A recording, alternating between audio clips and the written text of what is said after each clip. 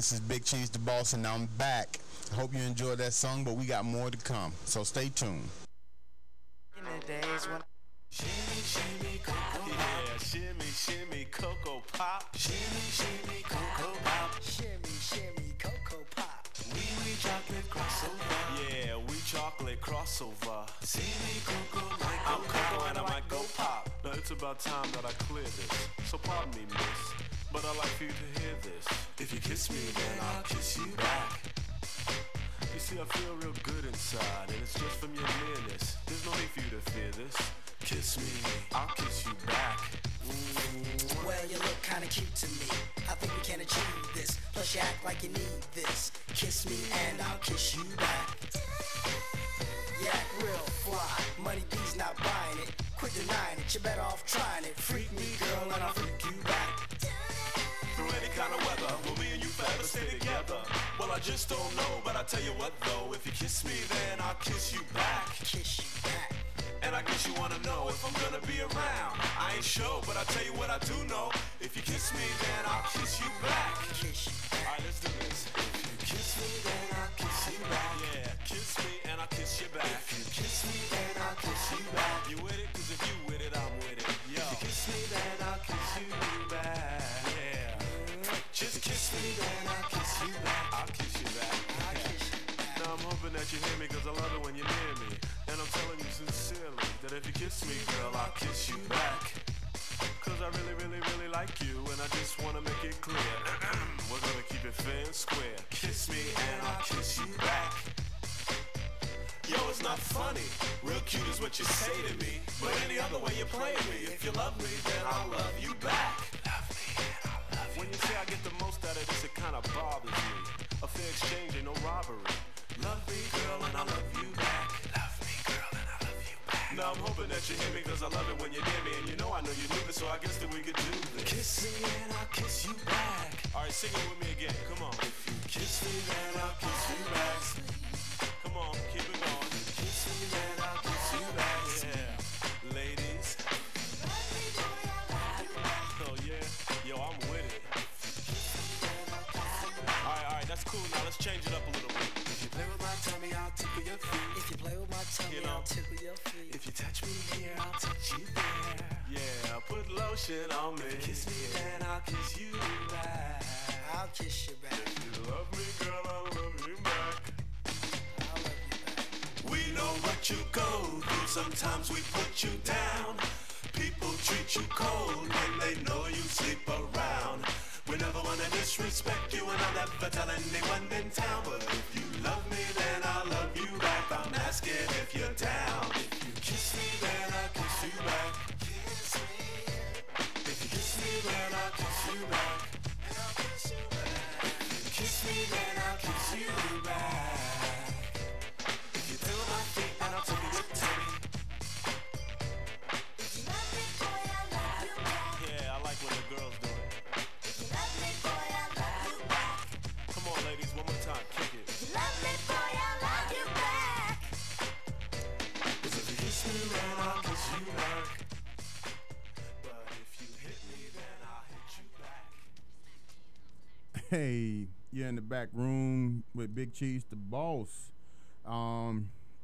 In the last segment, before the last break, we was talking about the landscape of Black America. That's my title that I put on it, because I noticed a change and where it's going. And I don't know where it's going, but I see the change, and I can only guess where it's going unless we try to make some type of change. And if we don't make the change, they're making it for us. Now,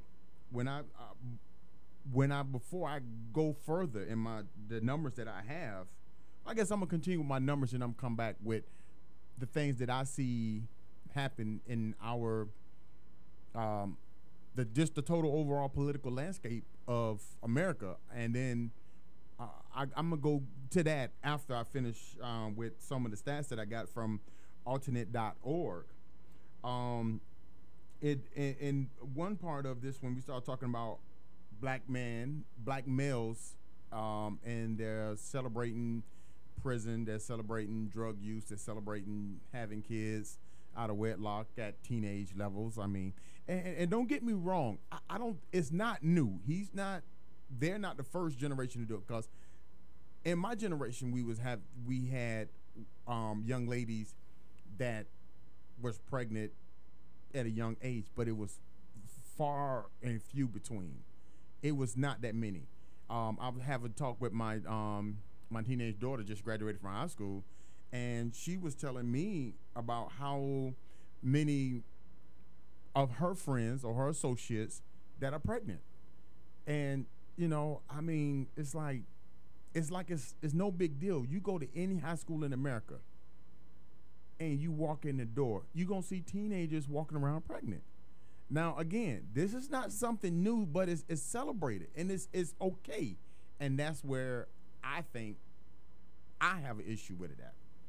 But here we go. It says, according to the Bureau of Justice and Statistics, one in 3 black men can expect to go to prison in their lifetime. Wow. 1 in 3 men are expected to go to prison in their lifetimes. I mean, it's like these numbers are like just crazy. I mean, it goes on to say individuals of color have a I can't say this word.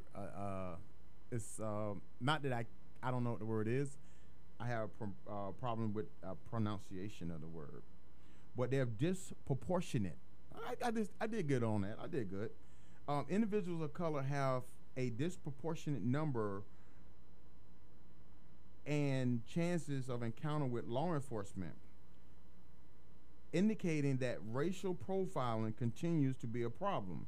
A report by the Department of Justice found that blacks and Hispanics are approximately 3 times more likely to be searched during a traffic stop than white motorists. African Americans were twice as likely to be arrested and amongst 4 times as likely to experience the use of force during an encounter with the police. I mean, we see it every day. I mean, back in the 80s, NWA spoke on it, and Dolores Tucker and Reverend Butts and all them, and some of these leaders was on these brothers because of their use of language and the contents of their lyrics.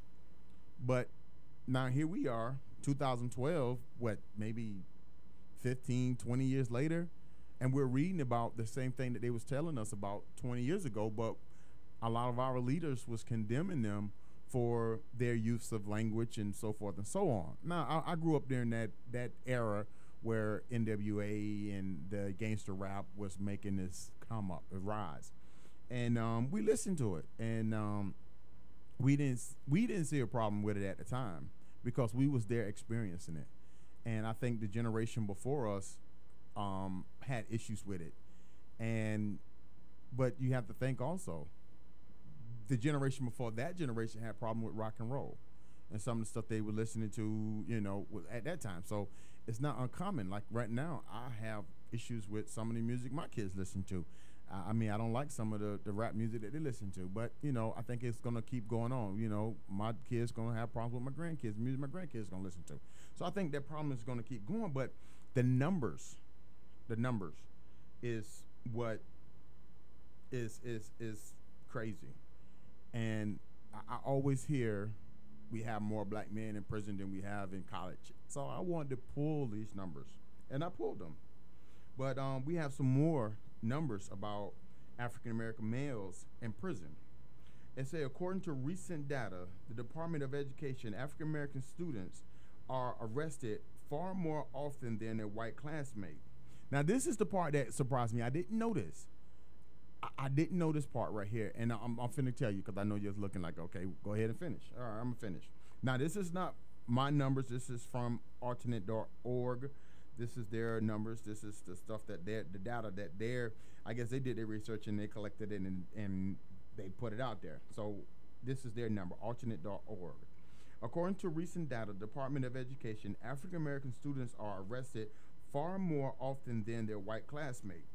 The data shows that 96,000 students were arrested and 242 were referred to law enforcement by schools during 2009 and 2010. Now, that's the part that kind of do me. The kids are going to school. It said, now, I'm going to just repeat it. It says, the data shows that 96,000 students were arrested and 240,000 were referred to law enforcement officers by the school.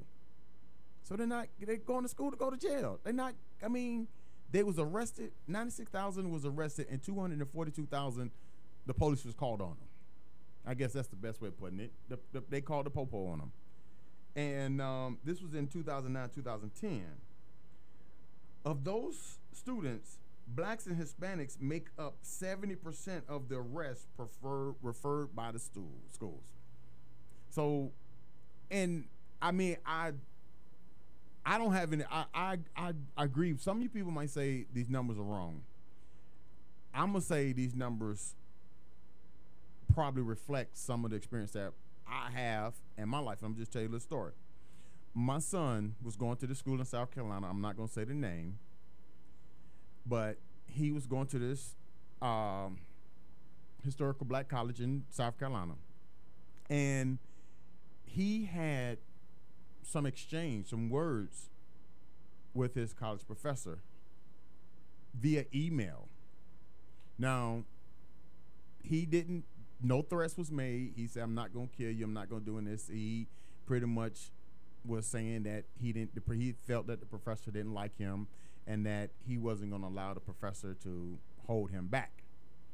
And, despite what you do, I'm going to succeed. So that was basic, I guess, the logistics of the email. Well, from his accounts, police came in there with SWAT, gun to his head, thrown to the floor, and he went to jail. And his charge was unlawful communication. Now, this is why I have a problem. Now, when I addressed the school and the incident that happened, their response to me was this, that because of all of the other incidents that have been happening around America, Columbine, Virginia, I think Virginia Tech, University of Virginia, all these incidents on guns and violence on the school campus in recent memory history, that they took precaution. Now, my argument for that was jail. Why not kick him off campus until you can further investigate it? Why not ask him to leave? Hey, you have to leave campus until we can figure out what's what. Escort him off campus. Let him know, hey, if you come back, you're going to jail. Why not call his parents and say, hey, this is what's going on. We need you to come pick him up. This is where he's going to be. He had a big cousin that was right there in South Carolina where he was at. Could have picked him up in 2 or 3 minutes. They locked him up. He was arrested. Then he got a letter saying that he can come back to school at that school. Who wants to come to school that overreact? This is a historical black and I kind of feel kind of at blame, so to speak, because I was encouraging him to go to a historical black college. I wanted him to support our historical black college. I want him to be there and experience all of the things that a historical black college can give you. Now, did it turn me sour against historical black college? Yes, it did, because I felt that he could have went anywhere in America, any school in America, and got thrown in jail. He didn't have to go to HBCU and get thrown in jail. That was my argument, and I encouraged him. Now, whether he would have encountered the same issues that he went to, say, Georgia Tech, Georgia State, Harvard. I'm just speaking predominantly white schools. Would he have had that same experience? I think if he would have did the same thing, maybe they'd get thrown in jail. But I thought that by him at HBCU, they would have not reacted so harshly so fast. That was my whole argument. And I think they just reacted harshly in school. So that's the reason why, to me, when I see these type of numbers, I'm not so surprised by those numbers, because those numbers it's happening every day. I'm just one out of apparently 300,000. So it's not that. But hey, we have more data and stuff that we want to read, and we're gonna conclude this one, and then we're gonna turn around and go to black males in education. So hey, stay tuned to TriStar Radio. You're tuned in to Big Cheese the Boss, and we'll be right back.